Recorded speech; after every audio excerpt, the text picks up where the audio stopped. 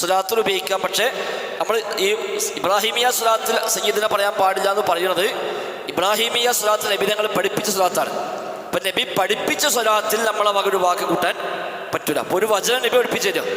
നബി എങ്ങനെയാണ് സ്വലാത്ത് ചൊല്ലേണ്ടത് ഇത് സ്വഹാബിമാർ ചോദിച്ചപ്പോൾ നബി പറഞ്ഞു, ഖൂലു, നിങ്ങൾ ഇങ്ങനെ പറയുക, അല്ലാഹുമ്മ സ്വല്ലി അലാ മുഹമ്മദിൻ വഅലാ ആലി മുഹമ്മദിൻ ഇതിൽ തുടങ്ങുന്ന സ്വലാത്ത്.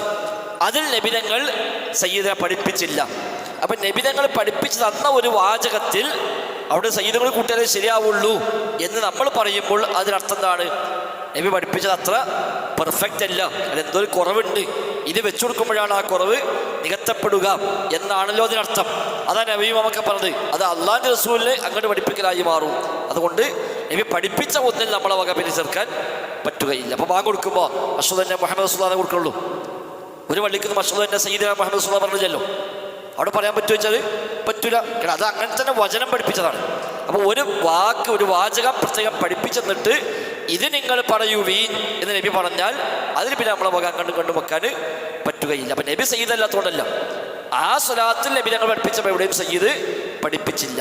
അതുകൊണ്ട് അവിടെ നബി എങ്ങനെ പഠിപ്പിച്ചോ അങ്ങനെ അത് പ്രാവർത്തികമാക്കുക എന്ന അർത്ഥത്തിലാണ് ഇബ്രാഹിമിയ സ്വലാത്തിൽ നമ്മൾ സയ്യിദിനെ കൂട്ടാൻ പാടില്ല എന്ന് പറയുന്നത്. അതല്ല ഒരാൾ സ്വതന്ത്രമായി നബി നബി സ്വലാത്തുല്ലാണ് അയാളുടെ ഇഷ്ടത്തിൽ ഒരു വാചകമാണ് ഉപയോഗിക്കുന്നത്, അതിൽ സയ്യിദനാന്നോ സയ്യിദ് എന്നോ ഒക്കെ ഉപയോഗിച്ചാൽ അതൊന്നും തെറ്റായ കാര്യമല്ല.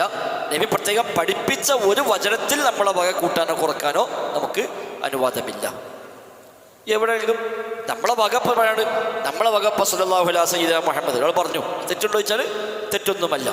എന്നാൽ ഇബ്രാഹിമിയ സ്വലാത്താണ് ഒരാൾ ചൊല്ലുന്നത് എങ്കിൽ അവിടെ നബി തങ്ങൾ പഠിപ്പിച്ച ഹദീസിൽ സ്ഥിരപ്പെട്ട് വന്ന വാക്കുകൾ ഏതെല്ലാം ഉണ്ടോ 7-8 രൂപത്തിൽ വന്നിട്ടുണ്ട്, ആ വാക്കുകൾ മാത്രമാണ് അവിടെ ഉപയോഗിക്കാൻ നമുക്ക് അനുവാദം. അതിപ്പോൾ സ്വലാത്ത് മാത്രമല്ല, ഏത് ദിക്റിലും നബി ദിക്ർ പഠിപ്പിച്ചെന്നു ആ ദിക്റിൽ നമ്മളെ വക ഒരു വാക്ക് കൂട്ടുക അല്ലെങ്കിൽ കുറക്കുക അത് പാടില്ല.